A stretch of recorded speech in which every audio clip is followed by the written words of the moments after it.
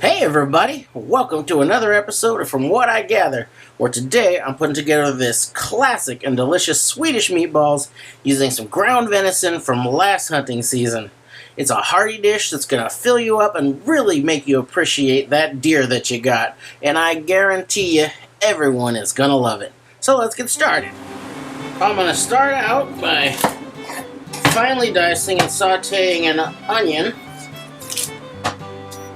I got a little bit of bacon fat in the pan here, and butter's just fine, but I just happened to cook up some bacon a little bit ago and figured I'd make use of that fat. This is a pretty fine dice because I don't want a whole lot of big chunks of onion in the meatballs, but I do want some good onion flavor all throughout.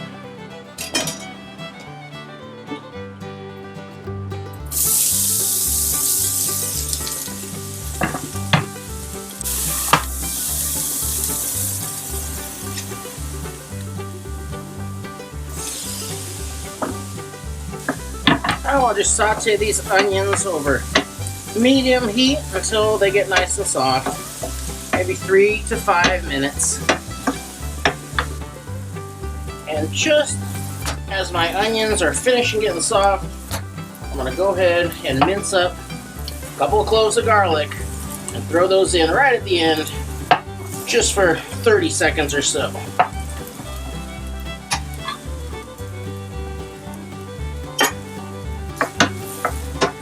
Okay, now that is all softened up, I can smell the garlic coming out of there, so I'm just going to set this aside and let it cool down while I get everything else ready.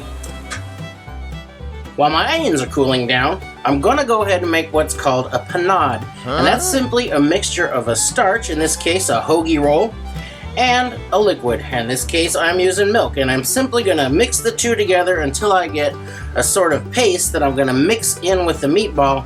And that's going to help those retain a lot of their moisture and stay nice and tender. So I'll go ahead and kickstart this by breaking my bread up.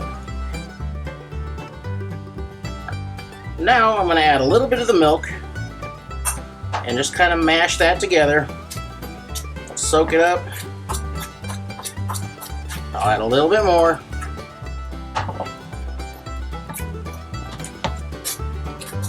It's only going to take a few tablespoons of milk, maybe a quarter cup, to make this panade.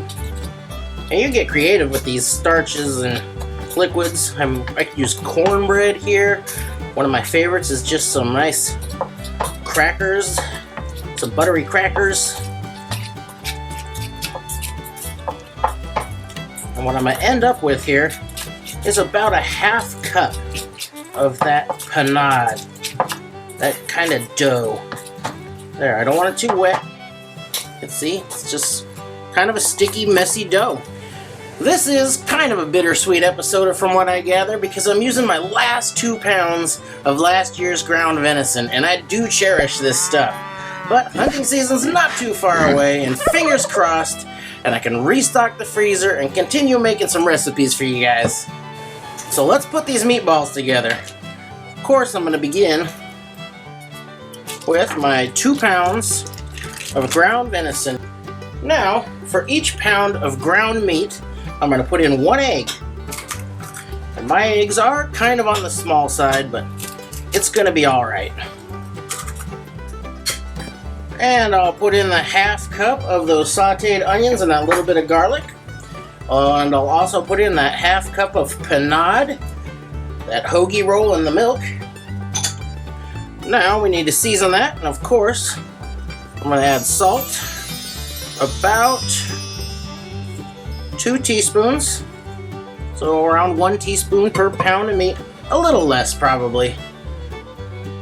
And then I'm going to add 1/2 a teaspoon of ground dry ginger. And then I'm going to add some fresh grated nutmeg, and that's really going to give these meatballs that signature flavor that sets them apart from like an Italian meatball.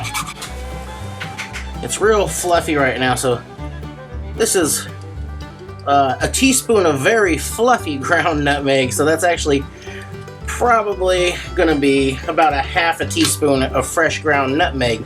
And if you're using the store-bought pre-ground nutmeg, you're probably gonna almost double that.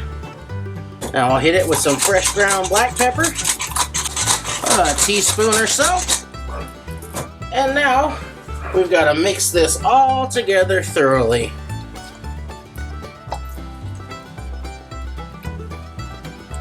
Who am I kidding? The only real way to do this is to get in there with your hands, but I'm going to spare you that visual once again. I'm going to be using some lard to cook these today, because I like the kind of texture it gives them on the outside, but whatever cooking oil you want to use is going to work just fine as long as it's got sort of a high smoke point. So not your extra virgin olive oils or anything like that. I got the oil heated up over kind of medium-high heat, and I'll start forming the meatballs. I'm going to make these just about golf ball size. And just set these in the oil. I'm going to have to work in batches. So I've got a lot of meatball mix here. I just don't want to pack them super tight. I just kind of knock them back and forth and then roll them into that ball shape down into the oil. Now these are going to start to brown up faster than I can make them, so I'm going to have to pause and roll them around a little bit and then continue making them.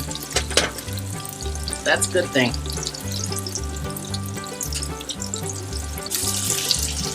It'll go pretty quick, just don't crowd the pan, and we are not looking to cook these through at all, just to brown them around the outsides nicely and get a nice little crust going. But we're just finishing up, and now we'll set these aside and we'll get working on the sauce. Now the sauce is very simple and very rich. It's more like what we'd call a gravy, and we're going to start with a half a stick of butter. So we got a 1/4 cup of butter, and that's kind of cheating. I think usually you'd use equal parts butter and flour to make the roux, but I'm going to use a little less butter because this sauce is so rich. You'll see. So we're just going to heat that over about a medium-low. I'm going to go ahead and put in a half a cup of flour. Just let that melt together. Don't want to get it too hot. After this butter gets all melted and things come together, I'm just going to cook this flour over medium-low heat to low heat for a few minutes. That's been about 5 minutes, and I got a real nice roasted aroma coming off of that flour. But now, I'm going to throw in 2 cups of beef broth, and this is cool beef broth, so it shouldn't clump up my roux. If I were to go in with hot broth, it'd just cook this stuff immediately, and all those little chunks would form little pellets that would not be very good. So, cool broth into the hot roux and whisking like crazy. And just go in all at once, so it cools everything down together. And now I'm just gonna whisk all those lumps out and still keeping the heat low so it doesn't come up to a boil too quick before I can whisk out all those little lumps. There they go, no problem. And now that all the little lumps are gone, I can go ahead and bring my heat up to medium-high-ish and throw in my next ingredient, which traditionally is heavy cream, but I prefer to use sour cream, and I'm going to come in with a lot of it, 2 cups. So even though I didn't use all the butter in the roux, I'm definitely not skimping on the fat content here.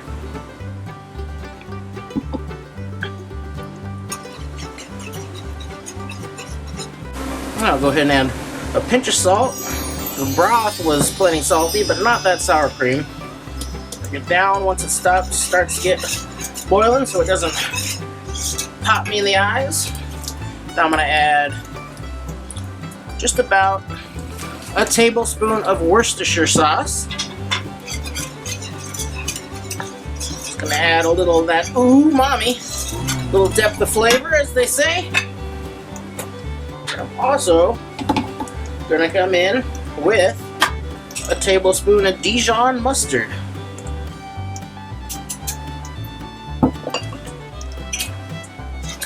that stirring.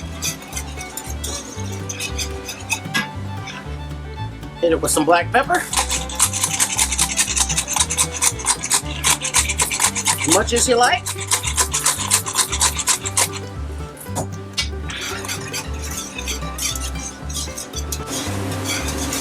Now this is a really thick sauce, as you can tell, but that's intentional because I didn't cook the meatballs all the way through, and a lot of their juices are going to come out and work with this sauce and thin it down and give it a lot of great flavor from the meatball itself.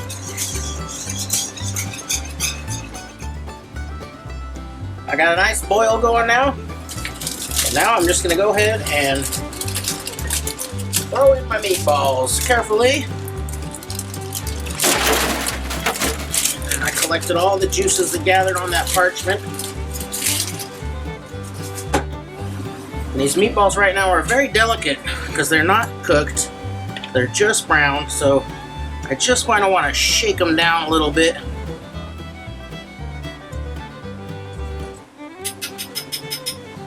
And we'll bring that back up to a simmer.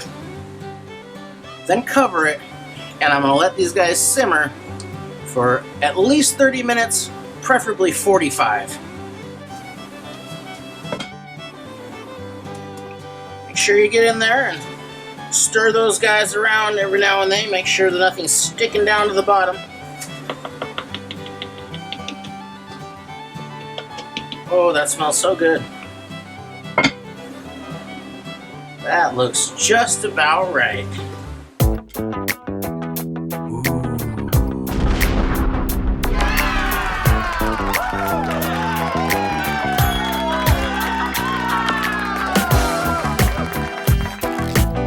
Now let's see how we did.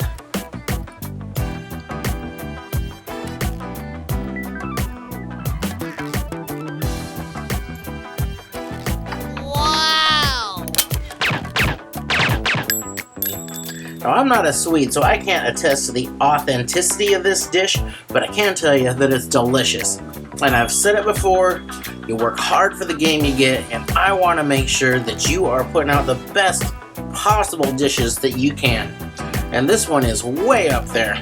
Well, I hope you try this, and I hope you love it. And if you do, please like and subscribe for more. Thanks for watching.